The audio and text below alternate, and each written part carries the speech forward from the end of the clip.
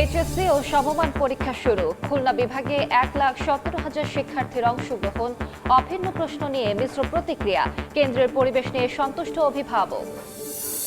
টান দিতেই উঠে যাচ্ছে কার্পেটের আস্তরণ। খুলনায় 3টি সড়কের বেহাল দশায় ক্ষুব্ধ স্থানীয়রা। দীর্ঘদিন কাজ বন্ধ রাখায় ঠিকাদারি প্রতিষ্ঠানের কার্যাদেশ বাতিল। যশোরের ভৈরব নদ খননে 350 কোটি টাকা ব্যয় হলেও মেলেনি সুফল। অপরিকল্পিত সেতু ও কালভার্টে ফেরেনি জোয়ার ভাটা। দখল দূষণে পরিণত ময়লার ভাগাড়ে। খুঁড়িয়ে চলছে যশোর সফটওয়্যার টেকনোলজি পার্ক। বন্ধ রক্ষণাবেক্ষণ ও দক্ষতা উন্নয়নমূলক প্রশিক্ষণ। বাড়ছে মাদকসেবীর আনাগোনা। সরকারের হস্তক্ষেপের দাবি। এবং কাজে লাগানো যাচ্ছে না জিআই স্বীকৃত সুন্দরবনের মধুর বাণিজ্যিক সম্ভাবনা। জলবায়ু পরিবর্তন ও জলদস্যুদের দাপটে উৎপাদন ব্যাহত। ব্যবস্থাপনা পরিকল্পনার তাগিদ।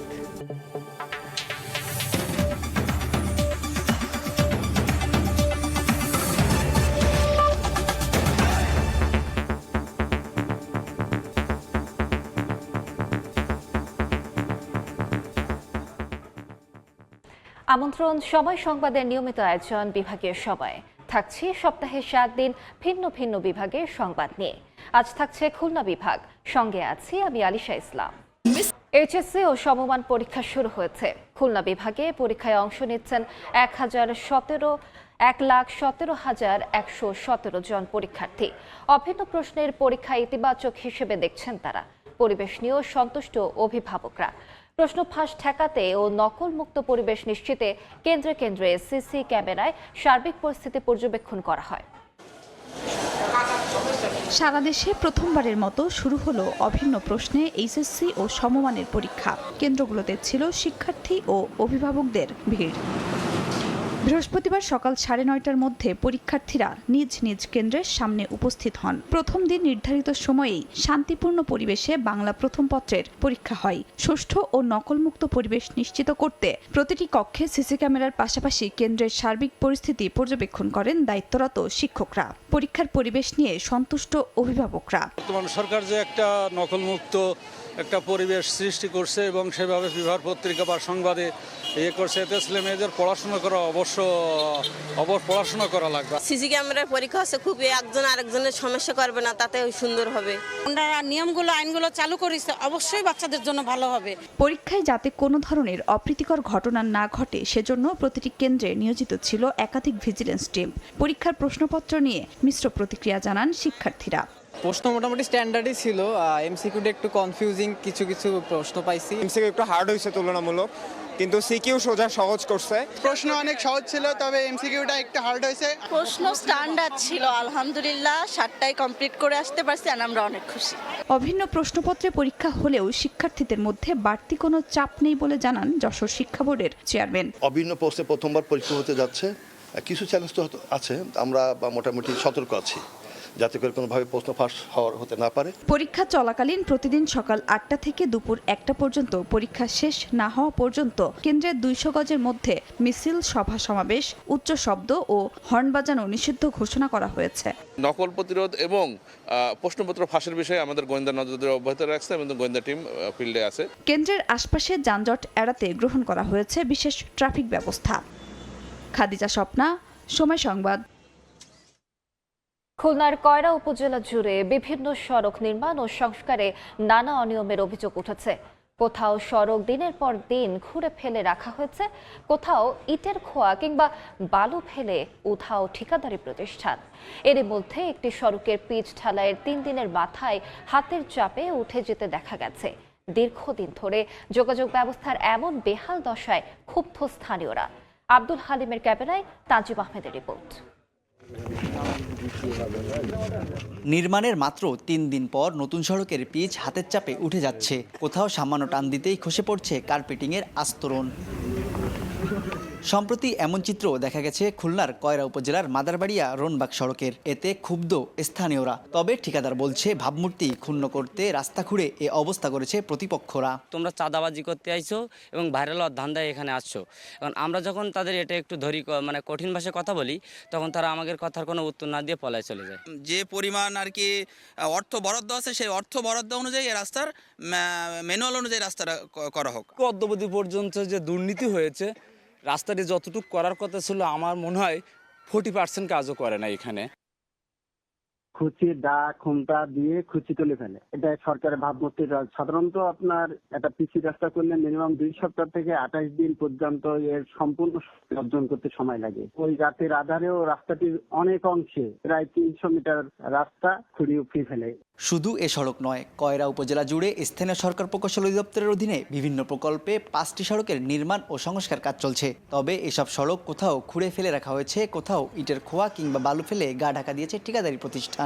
এতে বর্ষায় কাদাপানি এবং শুকনো মৌসুমে ধুলাবালির কারণে দুর্ভোগ পোয়াচ্ছে এলাকাবাসী। এই রাস্তার এই পানি গিয়ে এই পুকুরের জল হচ্ছে খারাপ, পুকুরে মাছও থাকে না, সমস্ত সমস্যা আমাদের একটা ভ্যানের রাস্তা এখন চলতে যায় না। ধুলু ময়লা, ঘর বাড়ি থাকে না, গা হাত পা থাকে না।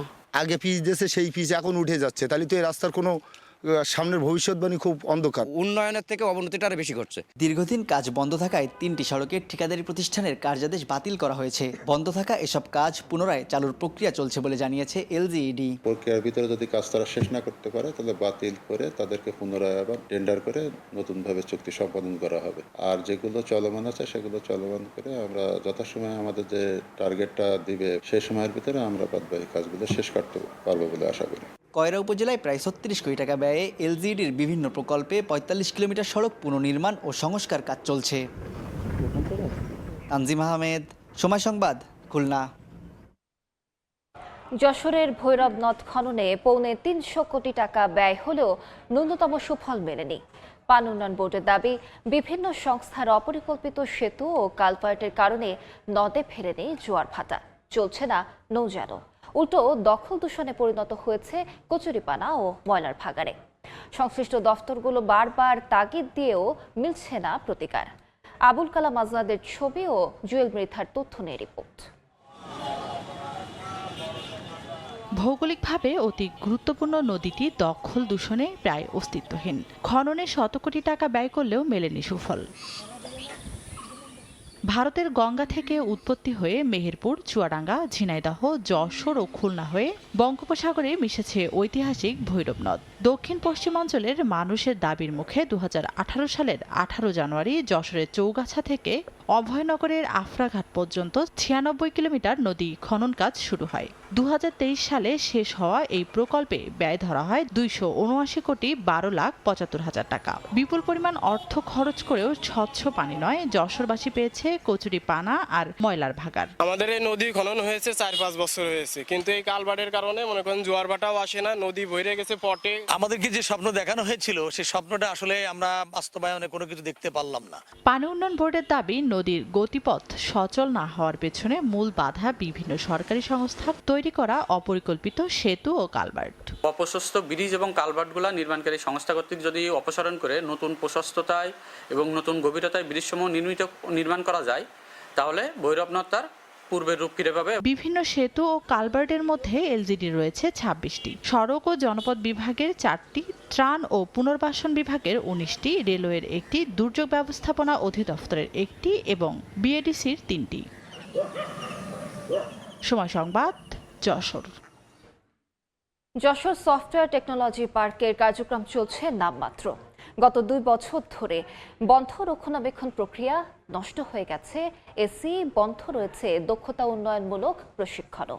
পার্কের ভেতরে মাদক সেবীদের আনাগোনা ও নিরাপত্তা ঘাটতির অভিযোগও তুলেছেন বিনিয়োগকারীরা। এ অবস্থায় দেশের আইটি খাতের এই বড় বিনিয়োগকে বাঁচাতে দ্রুত সরকারি তদারকি ও কার্যকর পদক্ষেপ নেওয়ার দাবি সংশ্লিষ্টদের। আবুল কালাম আজাদের ছবি ও জুয়েল মৃধার তথ্য রিপোর্ট। সরকারি তদারকির অভাবে মুখ থুবড়ে পড়ে আছে দেশের অন্যতম IT hub Jessore software technology পার্কের কার্যক্রম।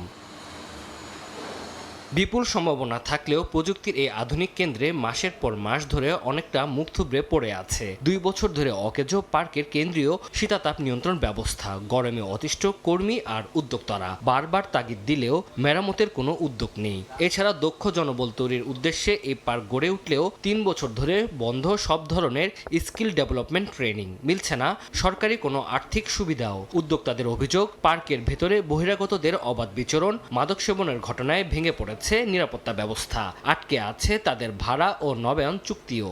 এখানে এসি নাই, এসি না থাকাতে আসলে এই গরমের মধ্যে কাজ করা খুব কঠিন হয়ে যাচ্ছে এবং দেখা যাচ্ছে কর্মীরাও স্বাচ্ছন্দ্য বোধ করছে না। এখানে নিরাপত্তার কোনো নাই, কখন কে আসতেছে কখন কে যাচ্ছে কোনো ওইভাবে তদারকি নাই, যার কারণে এখানে মেয়েরা বিশেষ করে আসার জন্য নিরাপত্তাহীনতায় ভুগছে।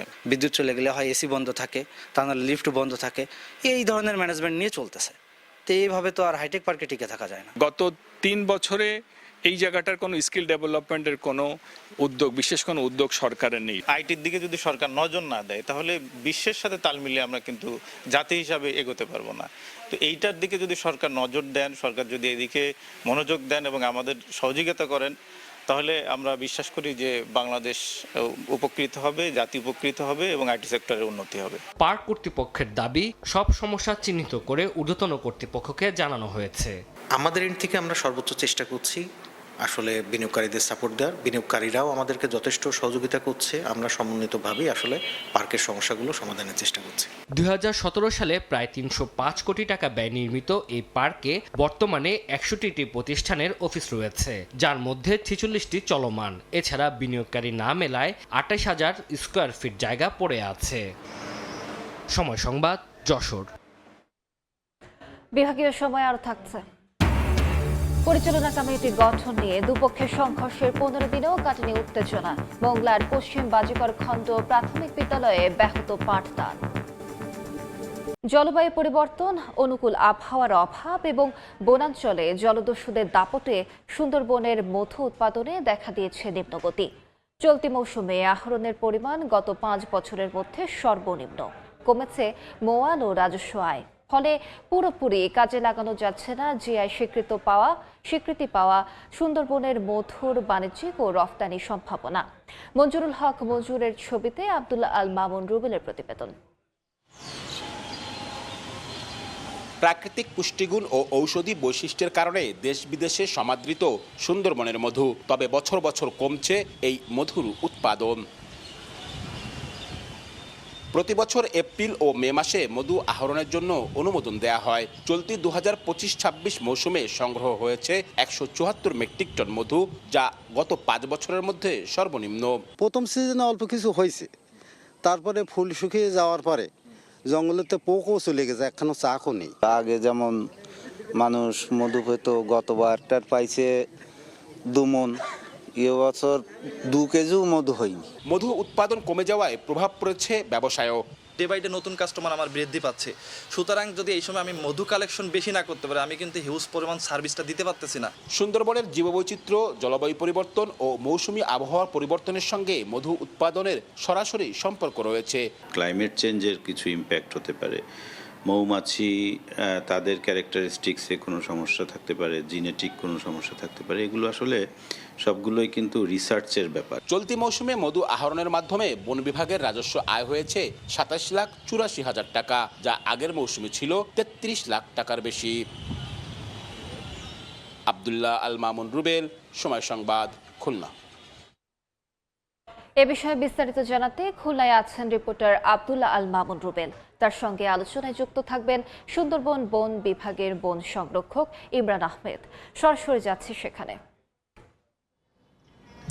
দক্ষিণাঞ্চলের অন্যতম প্রাকৃতিক সম্পদ সুন্দরবনের মধু, তবে তথ্য বলছে গত 5 বছর ধরে প্রতি বছরই এই সুন্দরবন থেকে মধু আহরণ কমে আসছে। যদিও গত বছর এটি জিআই স্বীকৃতি পাওয়ার পর এটির বাণিজ্যিক এবং রফতানি সম্ভাবনা তৈরি হয়েছিল। এ বিষয়ে আসলে কি ভাবছে বন বিভাগ, সেটি আমরা আলোচনা করব। আমাদের সাথে রয়েছেন সুন্দরবন বন বিভাগ খুলনা অঞ্চলের বন সংরক্ষক ইমরান আহমেদ। জনাব ইমরান আহমেদ, আপনাকে স্বাগত জানাচ্ছি। শুরুতে একটু জানতে চাই যে আমরা আসলে তথ্য দেখছিলাম যে সুন্দরবনের অন্যতম যে প্রাকৃতিক সম্পদ মধু, এটি আসলে প্রতি বছরই আহরণ কমছে, একই সঙ্গে মৌয়ালের সংখ্যাও কমছে। এটি নিয়ে আসলে আমরা কাজ করতে গিয়ে দেখলাম যে এর সঙ্গে প্রাকৃতিক কিছু কারণও রয়েছে, পাশাপাশি কিছু জলদস্যুদের আতঙ্কেও কাজ করছে। আপনারা আসলে বিষয়টা কতটুকু জানেন, কীভাবে দেখছেন? আপনাকে ধন্যবাদ। আসলে ঠিক অনেক বেশি আকারের যে কমে যাচ্ছে সেটি আসলে ঠিক নয়। এটি প্রায় আমরা যদি তথ্য দেখি যে গত 2 বছরে 12 থেকে 15% হয়তো মধু আহরণ কিছুটা কমেছে। এটার বিভিন্ন কারণ হতে পারে। আসলে বর্তমানে যে পরিস্থিতি বা একটু অস্থিরতা ছিল গত 5ই আগস্টের পর থেকে, সেটা থেকে উত্তরণেরও হয়তো একটু করতে গিয়ে একটু ডেভিয়েশন হতে পারে।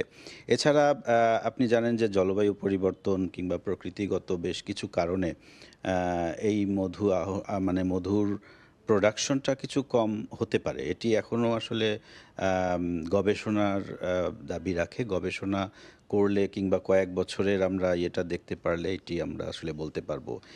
এছাড়াও বেশ আরও কিছু কারণ রয়েছে, যেমন অনেক মৌয়াল কিন্তু যেহেতু মধু আহরণটা অনেক রিস্কি একটা কাজ, খুবই ঝুঁকিপূর্ণ। বাঘের ভয় থাকে, কারণ তারা উপরের দিকে তাকিয়ে মধুর চাক খুঁজতে যায় এবং নিচের থেকে বাঘে আক্রমণ করে। অনেক এরকম ঘটনা ঘটেছে। বাঘ এবং কুমিরের ভয় রয়েছে, দস্যু ডাকাতের ভয় রয়েছে। এই সব কারণে অনেক মৌয়াল কিন্তু পেশা পরিবর্তন করে ফেলেছে, তারা এখন অন্য পেশায় চলে গিয়েছে, এরকমটি রয়েছে। এছাড়া ইদানিংকালে সুন্দরবনের আশেপাশের যে সংলগ্ন গ্রামগুলোতে তরমুজের চাষ হচ্ছে এবং এই তরমুজে দেখা যায় যে চাষিরা কীটনাশক ব্যবহার করছে। সেই তরমুজের ফুলের ভেতরে কিন্তু মৌমাছি গেলে সে মারা পড়ছে। আমি বলছি এই কারণে আমরা নিজে দেখতে পেয়েছি তরমুজের ফুলের ভেতরে মৃত মৌমাছি দেখতে পেয়েছি। সো এটাও একটি কারণ হতে পারে। এছাড়া ধরুন যে আমরা যদি একটু আরেকটা প্রসঙ্গে যাই, যে এই যে কারণগুলো আমরা আসলে বললাম বা জানতে পেরেছি, এই জায়গা থেকে মধুর উৎপাদন বাড়ানোর জন্য আসলে কোনো পরিকল্পনা নেওয়া যায় কিনা, সেটি আসলে বন বিভাগ ভাবছে কিনা, সেটা আপনি গবেষণার কথা বলছেন বা অন্যান্য যে কোনো কিছু? জি, এটি আসলে উৎপাদন বাড়ানো, এটি তো ওই রকম কোনো মানে উৎপাদন করা না, এটি সম্পূর্ণ প্রাকৃতিক একটা বিষয়। কাজেই প্রকৃতির উপর আমাদের নির্ভর করতেই হয়। এবছর যেমন অতিরিক্ত বৃষ্টিও হয়েছে এবং অসময়ে অতিবর্ষণ এবং কখনো হুট করে অনাবৃষ্টি হয়েছে। এজন্য অনেক মধুর চাক আমি নিজেও দেখেছি ভেঙে গিয়েছে, চলে গিয়েছে ওরা। এটি যেমন রয়েছে। তো এগুলোর তারপরও প্রোডাকশন যেন ভালো থাকে বা এইটি যেন বজায় থাকে, একটি প্রাকৃতিক উৎসটা যেন বজায় থাকে, সেজন্য আমরা কাজ করছি। আমাদের বিশেষজ্ঞগণ রয়েছেন যারা ইউনিভার্সিটিতে এবং বিভিন্ন বিজ্ঞানীরা কাজ করছেন।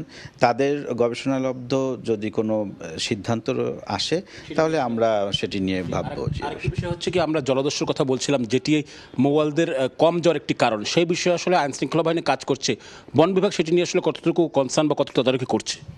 না, বন বিভাগ সবসময় এই বিষয়ে খুবই তৎপর রয়েছে এবং অন্যান্য আইনশৃঙ্খলা বাহিনী, বিশেষ করে কোস্টগার্ডকে আমরা ধন্যবাদ দেই। তারা বিশেষ রিসেন্ট সময়গুলোতে অনেক সফল অভিযান পরিচালনা করেছে এবং এই সমস্ত ক্ষেত্রে বিভিন্ন তথ্য দেওয়া কিংবা এদের সাথে যৌথভাবে অপারেশনে যাওয়ার বিষয়ে বন বিভাগ সবসময় একসাথে রয়েছে এবং এই ব্যাপারে কাজ করে যাচ্ছে।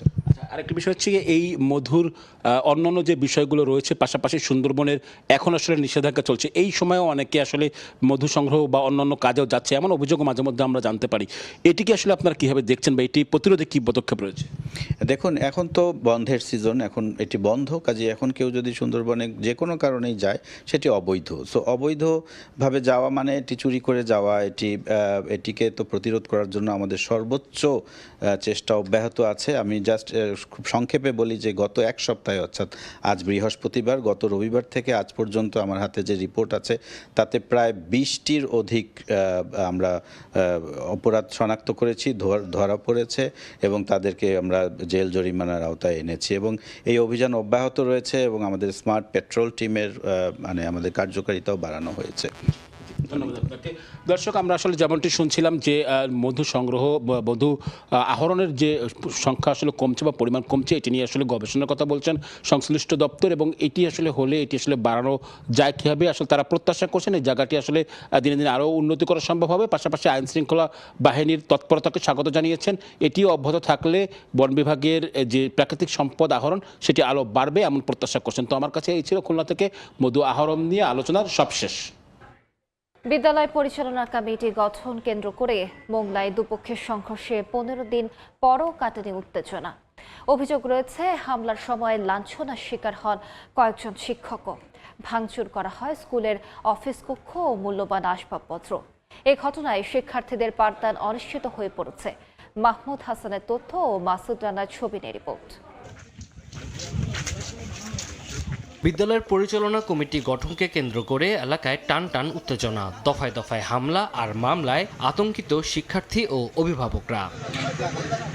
ঘটনার 15 দিন পেরিয়ে গেলেও এখনও বিদ্যালয়ে যেতে অনীহা শিক্ষার্থীদের। সন্তানদের নিরাপত্তা নিয়ে উদ্বিগ্ন অভিভাবকরা। এতে ব্যাহত হচ্ছে পাঠদান কার্যক্রম। একটি শিক্ষা প্রতিষ্ঠানে শিশু শিক্ষার্থীদের সামনে যে বিশৃঙ্খলা ঘটনা ঘটেছে সেটি শিশুদের মনে একটা বিরূপ প্রতিক্রিয়া সৃষ্টি করে। ফারুক মের্দা আর মারুফ মের্দা এই দুটো লোক এসেই স্কুলে ভাঙচুর শুরু করছে এবং স্কুলে যে প্রধান শিক্ষক এর গায়েও ওই বই খাতা ফিকে মারছে। শিক্ষিত লোক, এলাকার অভিভাবকরা, এলাকার যারা গণ্যমান্য ব্যক্তি আছে সবাই মিলে সুন্দরভাবে স্কুলটা পরিচালিত, কারণ এই স্কুল থেকেই তো আমাদের বাচ্চা কাচ্চারা বড় হইয়া মানুষের মতো মানুষ হইয়া দেশ গড়ার কারিগর হবে। ক্লাস মেলা ভেঙেছে রে, ওইখানে তছনছ করছে ওরা।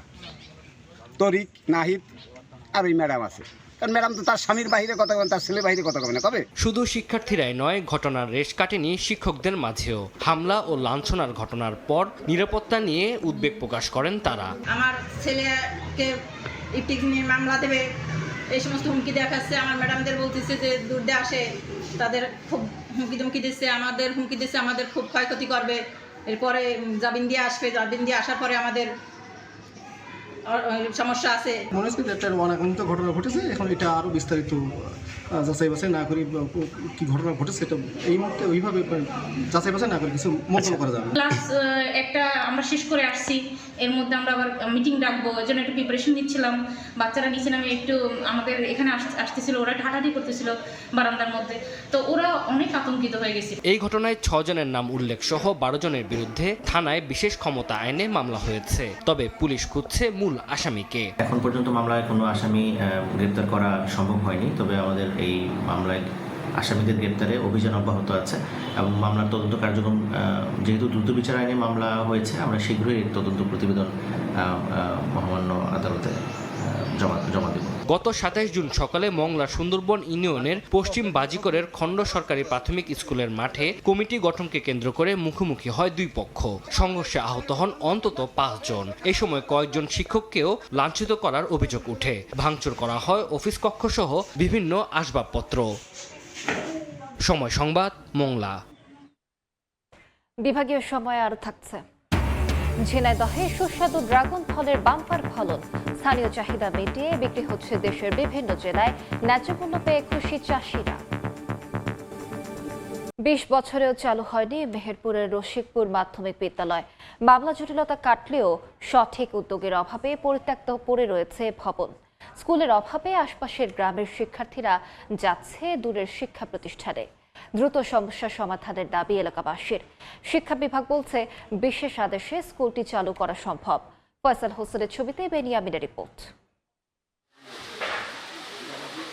মেহেরপুরের রশিকপুর, রতনপুর, ঢোলমারি ও পরানপুর গ্রামের শিক্ষার্থীরা যাচ্ছে অন্য স্কুলে। নিজ এলাকা থেকে 7 থেকে 10 কিলোমিটার দূরে যেতে হয় তাদের। পথিমধ্যে থাকে সড়ক দুর্ঘটনার ঝুঁকি আর বখাটেদের উৎপাতের শঙ্কা। এছাড়াও স্কুলে পৌঁছে কিংবা বাড়ি ফিরে ক্লান্তি তো আছেই। অথচ এসব শিক্ষার্থীর নিজ গ্রাম থেকে 1 কিলোমিটার দূরে পড়ে রয়েছে নির্মিত সরকারি স্কুল ভবন। 2006 সালে স্কুলটি নির্মিত হলেও আজও চালু হয়নি। দীর্ঘ এই 20 বছরে ভবনটি এখন জরাজীর্ণ। দরজা, জানালা, লাইট, ফ্যান, আসবাবপত্র সহ লক্ষাধিক টাকার মালামাল নষ্ট হয়েছে। স্কুলটি দ্রুত চালুর দাবি শিক্ষার্থীদের। আমরা এত দূরে স্কুল আসতে গিয়ে হাঁপিয়ে যাই, মানে আমাদের অনেক কষ্ট হয়। এই গ্রামে একটা স্কুল থাকলে অনেক ভালো হতো। সাইকেল বা পায়ে হেঁটে এই স্কুল থেকে যাতায়াত করি। যানবাহনের সম্মুখে পড়ে আমাদের অনেক বন্ধু বা আমাদের অনেকেই দুর্ঘটনার শিকার হয়। যদি রশিকপুর স্কুলটি খোলে তাহলে আমাদের জন্য অনেক ভালো হবে। এলাকাবাসী বলছেন মামলা জটিলতায় স্কুলটি বন্ধ হলেও পরবর্তীতে নেওয়া হয়নি সঠিক উদ্যোগ। আর মামলাকারী জমিদাতার রয়েছে অধিকার বঞ্চিত হওয়ার অভিযোগ। এই স্কুলটা যদি চালু হয় তা আমাদের 3 সাইড গ্রামের লোকজনের সুবিধা কত? জানলা, দরজা, কেউ খড়ি ফেলছি, কেউ গোবর ফেলছি, কেউ গমের নাড়া বোঝাই করছি, স্কুল পানাকার ফেয়ার নেই।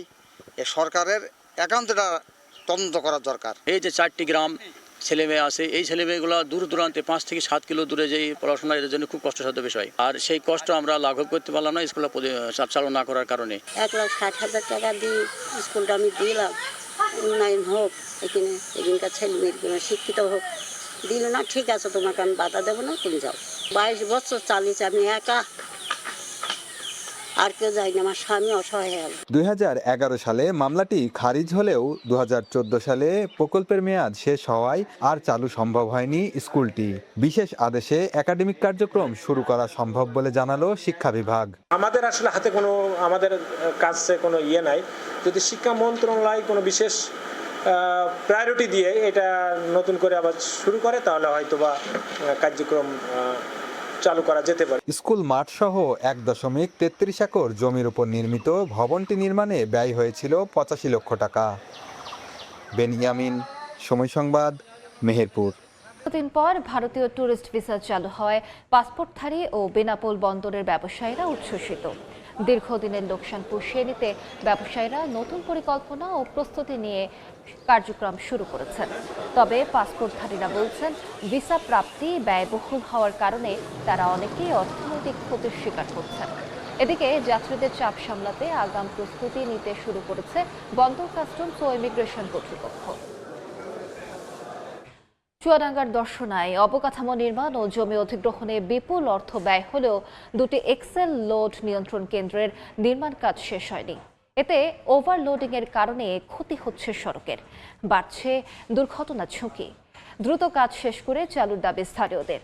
চলতি বছরের মধ্যে প্রকল্পের কাজ শেষ করার আশ্বাস ঠিকাদারের। মাহফুজ মামুনের তথ্য ও আনিসুর রহমানের ছবিতে রিপোর্ট। ঝোপঝাড় আর জঙ্গলে ছেয়ে আছে চলাচলের পথ, আগাছা আঁকড়ে ধরেছে ওয়্যারহাউস, সাবস্টেশন, পার্কিং, টোলবুথ সহ প্রশাসনিক ভবনের চারপাশ। দেখতে ভূত্রে বাড়ি মনে হলো এটি চুয়াডাঙ্গার দর্শনা রেলগেটের পাশে এক্সেল লোড নিয়ন্ত্রণ কমপ্লেক্সের চিত্র। ভারত থেকে রেলপথে পাথর, ভুট্টা, খৈল, ভুসি সহ বিভিন্ন পণ্য আমদানি করে রাখা হয় এখানে। পরে সেসব পণ্য ট্রাকে করে সরবরাহ করা হয় দেশের বিভিন্ন অঞ্চলে। অতিরিক্ত লোড বহনের কারণে সড়কের ক্ষয়ক্ষতি রোধে 2021 সালের অক্টোবর মাসে রেলগেটের অদূরে 9 একর জমির উপর 2টি এক্সেল লোড নিয়ন্ত্রণ কেন্দ্রের নির্মাণ কাজ শুরু হয়। 2023 সালের মার্চ মাসে কাজ শেষ হওয়ার কথা থাকলেও দফায় দফায় মেয়াদ বাড়িয়েও নির্মাণ কাজ শেষ করতে পারেনি ঠিকাদারি প্রতিষ্ঠান। এভাবেই পড়ে আছে, সরকারের তো অনেক টাকা পয়সা নষ্ট। এত টাকা বিনিময়ে কাজটা হচ্ছে এবং এইটা আমরা দেখতে পাচ্ছি যে জনগণের কোনো কাজে আসছে না। এই নিয়ন্ত্রণ কাজ শুরু করে তাহলে আমার মনে হয় এটা অনেকটাই নিরসন হবে এবং রাস্তাও রক্ষা পাবে। তবে প্রকল্পের প্রায় 80% কাজ শেষ হয়েছে দাবি করে বাকি কাজ চলতি বছর শেষ করার আশ্বাস ঠিকাদারি প্রতিষ্ঠানের। চুয়াডাঙ্গা এবং দর্শনা 2টি বাউন্ডের কাজ আমরা সম্পন্ন করছি। এখানকার প্রায় 90 থেকে 95% কাজ আমরা শেষ করে ফেলেছি অলরেডি। জমি অধিগ্রহণ সহ 2টি এক্সেল লোড নিয়ন্ত্রণ কেন্দ্রের নির্মাণ ব্যয় ধরা হয় 36 কোটি টাকা। সময় সংবাদ, চুয়াডাঙ্গা। বিভাগীয় সময় আরেকবার। বাগেরহাটে পাইকারি বাজারে মাছ সরবরাহ কম থাকায় প্রকারভেদে প্রতি কেজি মাছের দাম বেড়েছে 50 থেকে 60 টাকা পর্যন্ত। আড়তদাররা বলছেন সাগরে মাছ কম ধরা পড়ায় বেড়েছে দাম, ফলে লোকসানের মুখে জেলে ও ব্যবসায়ীরা। আলী আকবর টুটুলের তথ্য ও আমিনুল ইসলামের ছবিতে রিপোর্ট। ভোর থেকেই শুরু হয় মাছ বেচাকেনা। জেলেদের শিকার করা তাজা মাছ ছাড়াও হিমায়িত নানা প্রকার সামুদ্রিক মাছ বেচাকেনা হয়। বাগেরহাটের দাঁড়াটানা নদীর তীরে কেবি মাছ বাজার। বাজারটিতে সামুদ্রিক নানা প্রজাতির মাছ পাওয়া গেলেও বর্তমানে সাগরে মাছ কম ধরা পড়ায় কমেছে সরবরাহ। প্রকারভেদে সব মাছের দাম বেড়েছে 50 থেকে 60 টাকা পর্যন্ত। প্রতি কেজি ইলিশ বিক্রি হচ্ছে 2000 টাকায়, আর 5 থেকে 600 গ্রামের ইলিশ বিক্রি হচ্ছে 1200 থেকে 1300 টাকায়, যা সাধারণ মানুষের ক্রয় ক্ষমতার বাইরে বলছেন ক্রেতারা। 200-300 বাড়ছে ইলিশ মাছের, টাটকা মাছ 100-150 টাকা কেজি বাড়ছে, বাজে মাছ অনেক দাম বেশি। সাগরে মাছ ধরা পড়ছে কম, ট্রলার আসে মনে করেন 5টা-6টা, পাইকারের ক্রেতা বেশি কম আসছে, এই জন্য মাছ আমাদের এদিকে হচ্ছে কম। আমাদের ইনকাম কম, আমরা সেই পয়সা করি সেগুলো পাচ্ছি না। সাগরে অবৈধভাবে বড় বড় ট্রোলিং ট্রলারে মাছ আহরণ করায় কম ধরা পড়ছে মাছ, ফলে চড়া দামে বিক্রি হচ্ছে বলছেন আড়তদাররা। ট্রলিং জাহাজের জন্য মাছের বীজ তারা ধরে ফেলায়, যার দরুন মাছ বড় হওয়ার কোনো সম্ভাবনা নেই। ইলিশ মাছ কিনারের দিকে আসতে পারে না এবং বড় হয় না। ইলিশ মাছ কয়েক বছরের মধ্যে ইলিশ মাছ বাংলাদেশ থেকে বিলীন হয়ে যাবে। বাগেরহাটের কেবি মৎস্য আড়ত কেন্দ্রটিতে প্রতিদিন প্রায় 10 থেকে 15 মেট্রিক টন সামুদ্রিক ও হিমায়িত মাছ বিক্রি হয়। সময় সংবাদ, বাগেরহাট। ঝিনাইদহের মহেশপুর যেন ড্রাগন ফলের রাজধানী।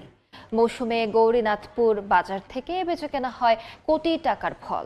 স্থানীয় চাহিদা মেটিয়ে চলে যায় দেশের বিভিন্ন প্রান্তে। নিজ জেলায় উৎপাদিত ফলের ন্যায্য মূল্য পাওয়ায় খুশি চাষিরা।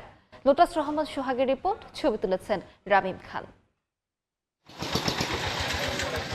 থরে থরে সাজানো বাহারি রঙের সুস্বাদু ফল ড্রাগন। ঝিনাইদহের মহেশপুরের গৌরীনাথপুর বাজার ড্রাগনের রাজধানী হিসেবে খ্যাত। এই বাজারে দূর দূরান্ত থেকে আসেন ক্রেতারা। সকাল থেকে শুরু হয় বেচাকেনা, চলে বিকাল পর্যন্ত। ব্যবসায়ীরা জানায় মৌসুমের প্রতিদিনই বাজারের শতাধিক আড়ত থেকে কোটি টাকার ড্রাগন জেলার চাহিদা মিটিয়ে পাঠানো হয় দেশের বিভিন্ন প্রান্তে। উৎপাদিত ফল বিক্রির জন্য নিজ জেলায় বড় বাজার থাকা এবং ন্যায্য মূল্য পাওয়ায় খুশি কৃষক। বিভিন্ন এলাকা থেকে মাল এমন করে নতুন বাজারে একদম জমজমাট। গৌরীনাথপুর বাজার থেকে কিনে আমি বিভিন্ন মোকামে পাঠাই। একটা হচ্ছে চট্টগ্রাম, ফেনীতে, নোয়াখালী। আড়তের সবচেয়ে বড় সুবিধা হচ্ছে কৃষক মাল নিয়ে আসবে, মাল বেচা কেনা করার পরে সাথে সাথে নগদ টাকা নিয়ে চলে যেতে পারে। এক জায়গায় বসে অনেক মাল কিনা যাচ্ছে, আমার যতটুকু চাহিদা ততটুকু কিনতে পারছি, বেশি ঘোরাঘুরি করা লাগে না, গাড়ির কোনো সমস্যা হয় না। ফলের নিরাপদ উৎপাদন ও বিপণনে কাজ করছে কৃষি বিভাগ। নিরাপদ ড্রাগন ফল উৎপাদনের জন্য কৃষকদের বিভিন্ন রকম জৈব বালাইনাশকের ব্যবহারে উদ্বুদ্ধ করা হচ্ছে। এছাড়াও কৃষকগণ যেন টনিক বা ওভারডোজের কোনো গ্রোথ হরমোন ব্যবহার না করেন, সেজন্য নিয়মিত তাদের সাথে উঠান বৈঠক করা হচ্ছে। গৌরীনাথপুরের এই বাজারে ঝিনাইদহের 3টি উপজেলা ছাড়াও পার্শ্ববর্তী চুয়াডাঙ্গা ও যশোরের কৃষকরাও তাদের উৎপাদিত ড্রাগন ফল বিক্রি করতে নিয়ে আসেন। লোটাস রহমান সোহাগ, সময় সংবাদ, ঝিনাইদহ। আগেও সময় আরেকবার। নানা অনিশ্চয়তা ও সংকটে ধুঁকছে কুষ্টিয়ার ঐতিহ্যবাহী মৃৎশিল্প। আধুনিক তেজস পণ্যের সঙ্গে প্রতিযোগিতায় পেশা বদলাচ্ছে কুমারীরা। সংশ্লিষ্টরা বলছেন, সরকারি বেসরকারি পৃষ্ঠপোষকতা না পেলে হারিয়ে যাবে ঐতিহ্যবাহী এ পেশা।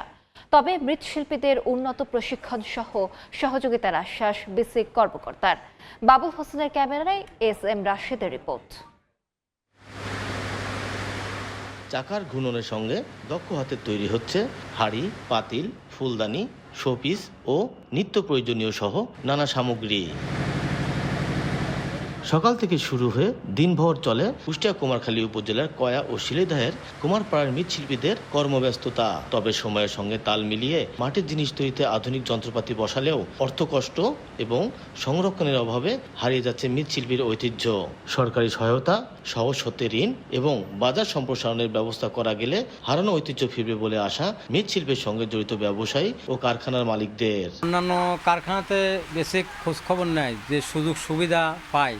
যদি আমাকে এই সুযোগ সুবিধা দিত, আমি হয়তো কারখানাটা অনেক উপর লেভেলে নিয়ে যেতে পারতাম। সরকারিভাবে বিচিক থেকে যদি আমাদেরকে লোন দেয়, তাহলে লোন দিলে পরে আমরা এই প্রতিষ্ঠানটারে আরও ডেভেলপ করতে পারবো এবং উৎপাদন বাড়াইতে পারবো। শিল্প নিবন্ধনের আওতায় এনে মৃৎশিল্পীদের আরও প্রশিক্ষণ ও আর্থিক সহায়তার প্রদানের কথা জানান বিসিক কর্মকর্তা। আমাদের শিল্প নিবন্ধন ব্যতীত যারা আছে তাদেরকে শিল্প নিবন্ধনের আওতায় নিয়ে এসে তাদেরকে আমরা উদ্যোক্তা হিসেবে চিহ্নিত করে তাদের যদি উন্নত ট্রেনিং প্রয়োজন হয়, আমাদের নিজস্ব ট্রেনার আছে হেড অফিসে, তাদেরকে দিয়ে আমরা তাদেরকে উন্নত ট্রেনিংয়ের ব্যবস্থা করতে পারি। বিসিকের তথ্য মতে কুষ্টিয়া জেলায় 80টি মৃৎশিল্প তৈরি কারখানা থাকলেও নিবন্ধন রয়েছে 5টি কারখানার। SM রাশেদ, সময় সংবাদ, কুষ্টিয়া। বিভাগীয় সময়ের শীর্ষ সংবাদগুলো জানিয়ে দিচ্ছি আরেকবার। এইচএসসি ও সমমান পরীক্ষা শুরু। খুলনা বিভাগে 1,17,000 শিক্ষার্থীর অংশগ্রহণ। অভিন্ন প্রশ্ন নিয়ে মিশ্র প্রতিক্রিয়া। কেন্দ্রের পরিবেশ নিয়ে সন্তুষ্ট অভিভাবক। টান দিতেই উঠে যাচ্ছে কার্পেটের আস্তরণ। খুলনায় 3টি সড়কের বেহাল দশায় ক্ষুব্ধ স্থানীয়রা দীর্ঘদিন কাজ বন্ধ রাখায় ঠিকাদারি প্রতিষ্ঠানের কার্যাদেশ বাতিল। এবং যশোরের ভৈরব নদ খননে 350 কোটি টাকা ব্যয় হলেও মেলেনি সুফল। অপরিকল্পিত সেতু ও কালভার্টে ফেরেনি জোয়ার ভাটা, দখল দূষণে পরিণত ময়লার ভাগাড়ে।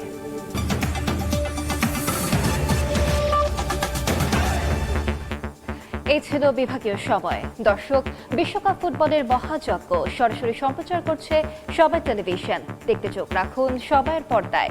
এরপর আন্তর্জাতিক সময় নিয়ে আসছে কিছুক্ষণ পর। সঙ্গে থাকুন সময়ের।